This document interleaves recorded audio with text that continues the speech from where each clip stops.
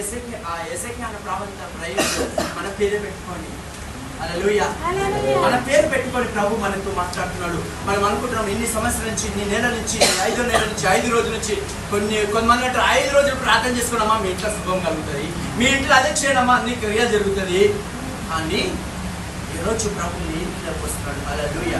4వ వచనం చదవడమ్మా. నేను చూడగా